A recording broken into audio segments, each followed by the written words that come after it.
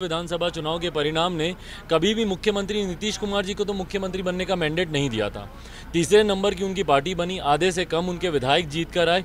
ये अपने में दर्शाता है कि कोई नहीं चाहता था कि मुख्यमंत्री नीतीश कुमार बिहार के मुख्यमंत्री बने। लोग उनका नाम तक नहीं सुनना चाहते।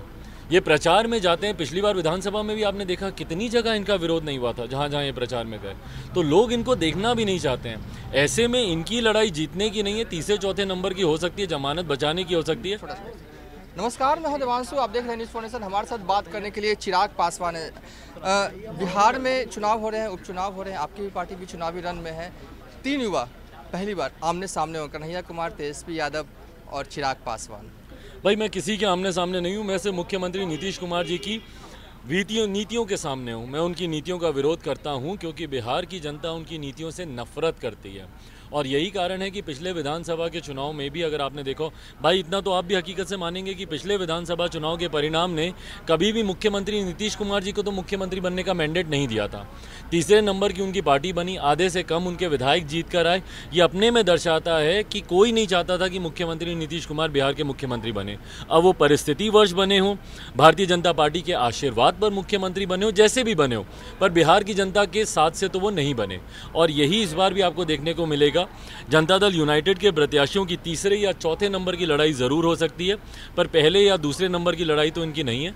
और इस बात को खास तौर पर जब से लोक जनशक्ति पार्टी को हमारे नेता आदरणीय रामविलास पासवान जी का नाम मिला है, जब से लोक जनशक्ति पार्टी रामविलास बनी है, तब से हमारे पार्टी के कार्यकर्ताओं में, पार्टी के कैडर में, पार्टी के नेताओं में और बिहार की जनता में एक नया जोश देखने को मिल रहा है। और जो आशीर्वाद यात्रा के दौरान भी देखने को मिला, इसका समागम मुझे यकीन दिलाता है कि आने वाले समय में दोनों विधानसभा सीटों पर जीत सिर्फ और सिर्फ लोक जनशक्ति पार्टी रामविलास की होगी। आप चुनाव जो है वो जीतने के लिए लड़ रहे हैं या कि हराने के लिए लड़ रहे हैं? भाई पूरी तरीके से जीतने के लिए। हार तो इनकी पहले से ही तय है। देखिए, इनको अब इतना मैं वो नहीं दूंगा कि इनके प्रत्याशियों की बात कर मैं इनको कहीं भी रेस में मैं समझूं।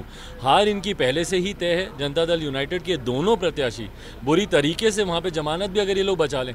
भाई जितना विरोध है मुख्यमंत्री नीतीश कुमार का, आप सड़कों पर देखिए, लोग उनका नाम तक नहीं सुनना चाहते।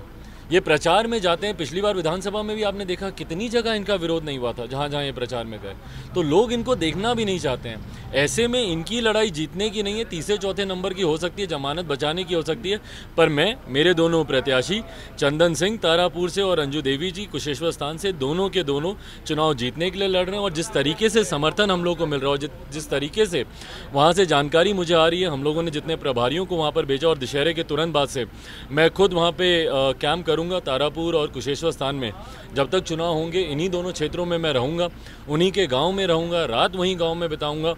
और उसकी मुझे उम्मीद है, पूरा विश्वास है कि जीत हम दोनों के, हमारे ही प्रत्याशियों की होगी। एक आखिरी सवाल है कि पशुपति पारस ने हमसे बातचीत में लास्ट टाइम कहा था कि देखिए आज चिराग पासवान किस चौराहे पर खड़े हो गए हैं, गली गली मोहल्ले मोहल्ले घूम रहे हैं। एक वक्त ऐसा था कि उनकी पार्टी के सांसद को मिलने के लिए पर्ची देना पड़ता था। ये पता नहीं कहाँ से उनके ये सारे सपना आते हैं, भगवान जाने। उनके सांसदों से पूछिए ना, जो उनके साथ गए, दिल पे हाथ रख के अगर कोई भी सांसद अपने दिल पर हाथ रखकर ईमानदारी से बोलते क्या ऐसी परिस्थिति थी, और अगर ऐसी परिस्थिति होती तो भाई आप मुझे बताइए ना, आज इतना जनसैलाब मेरे साथ क्यों है? क्यों ये कहीं बाहर निकलने से डरते हैं? क्यों इन्होंने प्रधानमंत्री जी के भी आह्वान पर उन्होंने जो एक यात्रा की उन्होंने शुरुआत की थी, आभार यात्रा या कौन सी यात्रा जो प्रधानमंत्री जी ने कहा था कि तमाम मंत्रियों को जाकर करनी है, क्यों इन्होंने उस यात्रा को पूरा नहीं कर पाए? क्यों ये आज जाकर सिर्फ एक कमरे में बंद होकर बैठे रहते हैं? क्यों जनता के बीच नहीं जाते? भाई कुशेश्वर स्थान में चुनाव है, तारापुर में चुनाव है, जाइए ना जनता के बीच में। किस बात का आपको डर है? जहाँ तक रही बात चिराग पासवान की, भाई आपके पास सारे वीडियो रिकॉर्डिंग्स हैं। अगर मेरा स्वभाव ऐसा होता या मैं अगर इस तरीके से बर्ताव करता तो आज की तारीख में जनता मेरे साथ नहीं इनके साथ होती।